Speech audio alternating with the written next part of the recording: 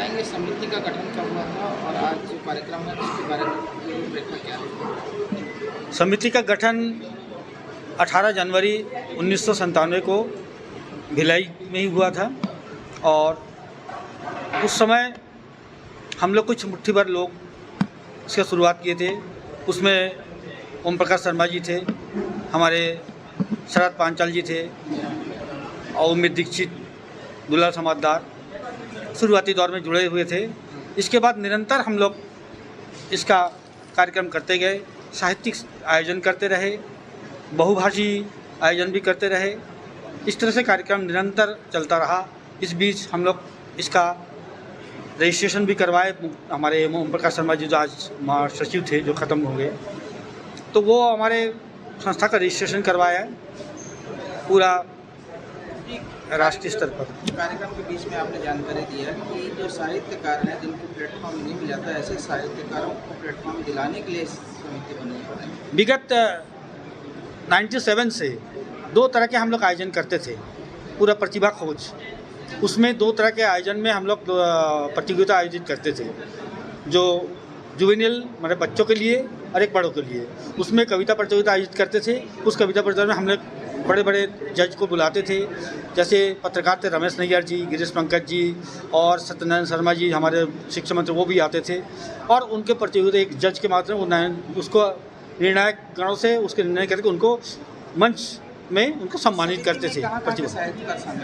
उसमें पूरा हिंदू समिति में कहाँ के साहित्यकार शामिल? इस समिति में जुड़े हुए पूरा हिंदुस्तान के, जैसे बेंगलोर है और मध्य प्रदेश का नाम बताएंगे? हाँ, एक दो का नाम बताएंगे? एक दो का नाम, जैसे डॉक्टर आदित्य शुक्ल जी है, ग्वालियर से शीतल चौहान है और कर्नाटक से भी हमारे एक जैन साहब है और हर जगह से हमारे राजीव जी मध्य प्रदेश से है, भोपाल से घनश्याम मैथिल अमृत जी है। ठीक है, आपका नाम बताएंगे? मैं गोविंद पाल और वर्तमान में इस संस्था का अध्यक्ष हूँ और इसका संस्थापक में से। आज के कार्यक्रम में कहाँ से लोग उपस्थित हुए थे, क्या कुछ विशेष रहा? मैं आज के कार्यक्रम के मुख्य उद्देश्य बताती हूँ। आज के कार्यक्रम का हमारा 2 मुख्य उद्देश्य था। प्रथम कि दिवंगत ओम प्रकाश शर्मा जी जो यहाँ के महासचिव थे, जिनका देहांत हो गया, उनको श्रद्धांजलि देना था और हमने एक बुलेटिन निकाला उनके नाम से। और दूसरा, हमारे कैलाश जैन बरमेजा जी को हम लोगों ने प्रमुख संरक्षक नियुक्त किया है, उसके लिए कार्यक्रम किया गया था। और मैं बता दूं कि उनका एक जो लेख पढ़ रहे थे कि ऐसा क्यों में मैं उनके चरणों में, ओम प्रकाश शर्मा जी के चरणों में चंद मिश्रे रखती हूँ कि फुरकत एक शब्द होता है जिसका अर्थ होता है वियोग, कि हर्फ हर मिसरा बेमिसाल लगता है, यह तो उनकी फुरकत का ही कमाल लगता है, यह तो उनकी फुरकत का ही कमाल लगता है।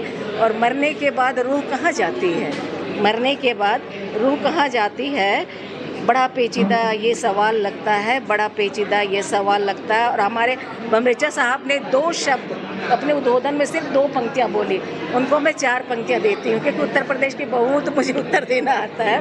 कहती हैं, मुक्तकंठ साहित्य समिति के बने आप शान हैं, मुक्तकंठ साहित्य समिति के बने आप शान हैं, आन बान और मान है, मुक्तकंठ की स्वर लहरी में गूंजे सदा आपका स्वर, मुक्तकंठ की स्वर लहरी के संग गूंजे सदा आपका स्वर, आप सुरसाज और तान हैं, आप सुरसाज और तान हैं। मैं डॉक्टर बीना सिंह रागे, स्वतंत्र लेखक कविता शायरा। एक मुक्तक आपके सामने प्रस्तुत कर रहा हूँ, जो मुक्तक इस संस्था के उद्देश्यों को बताने के लिए पर्याप्त है। यहाँ का हर व्यक्ति, यहाँ का हर साहित्यकार अपने मन में उसी ऊर्जा के साथ में इस समिति के साथ जुड़ा हुआ है। वो है कि उत्कर्ष का घृत पात्र लेकर हाथ में, उत्कर्ष का घृत पात्र लेकर हाथ में हर शिखा को तृप्त करना चाहता हूँ, मनुष्य से कंधा मिलाकर शक्ति का आह्वान करना चाहता हूँ। मैं चाहता वीरान में मधुमास हो, आदमी को प्यार को उपहार दूँ, भूख बेकारी गरीबी गंदगी को आदमी से दूर करना चाहता हूँ, आदमी से दूर करना चाहता हूँ। हमारे मुक्तकंठ संस्था के महासचिव श्री ओम प्रकाश शर्मा जी थे, गोविंद पाल जी हैं, हमारी बीना सिंह मैडम यहाँ के उपाध्यक्ष हैं। सभी का उद्देश्य ये है कि ये संस्था किस प्रकार से साहित्य के क्षेत्र में अपनी भाषा, अपने शब्दों के माध्यम से उन वेदनाओं को प्रदर्शित करे जो समाज व्याप्त है। उन कुरीतियों को दूर करे जो समाज व्याप्त है, उन लोगों की मूक लोगों की भाषा बने जो अपनी बात को लोगों के साथ व्यक्त नहीं कर पाते हैं। यही इस संस्था का मुख्य उद्देश्य है। और इस संस्था के कारण बहुत से लोग ऐसे हैं जो कि अपनी भाषा को, अपनी सभ्यता को व्यक्त नहीं कर पाते हैं, यहाँ पर आके खुले मन से करते हैं और अपने अंदर की छिपी हुई प्रतिभा को निखारने का बहुत बड़ा प्लेटफॉर्म है। इन सब के लिए बीना सिंह रागी मैडम का बहुत प्रयास सराहनीय है। हमारे गोविंद भाल जी उसी के लिए लगे रहें और आज नए रूप में हमारे ब्रह्मचारी जुड़े हैं। इसके लिए यह संस्था निश्चित रूप से आगे एक मील का पत्थर साबित होगी। आज के कार्यक्रम में विशेष क्या चीज़ था? आज के कार्यक्रम का मुख्य उद्देश्य था कि हमारे महासचिव ओम प्रकाश शर्मा जी थे, उनकी याद में इस मुक्तकंठ के एक विशेष अंक का प्रकाशन किया गया था, जिसमें एक सामान्य मान्यता है कि जो व्यक्ति नहीं है तो उसकी स्मृतियों का संकलन कैसे किया जाए, उसकी भाषा, उसकी उपलब्धि कैसे देखा जाए।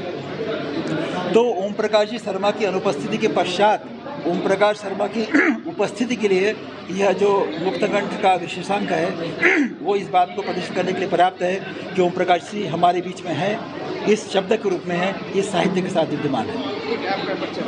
जी, आपका नाम परिचय बताएंगे? मैं नरेंद्र सिंह केवल। आज गोविंद बाल ने मुझको यहाँ पर मुक्तकंठ का महासचिव घोषित किया है।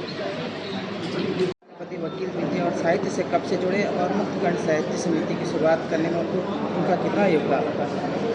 बहुत समय से जुड़े थे वो साहित्य से, तो बहुत समय से जुड़े थे और बहुत समय से जुड़े थे साहित्य से, और वो तो अलग अलग बहुत सी जगह जुड़े थे साहित्य से और अपना वकालत भी कर रहे थे।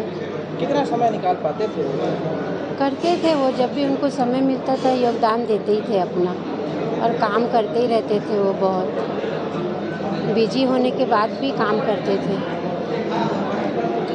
आज उनके शब्दों को यहाँ पर दोहराया जा रहा था और अपनी आंखों में आंसू था, उनके सपने कहीं ना कहीं पूरे हो रहे हैं। जी हाँ, पूरा हो रहा है और होता भी रहेगा आगे।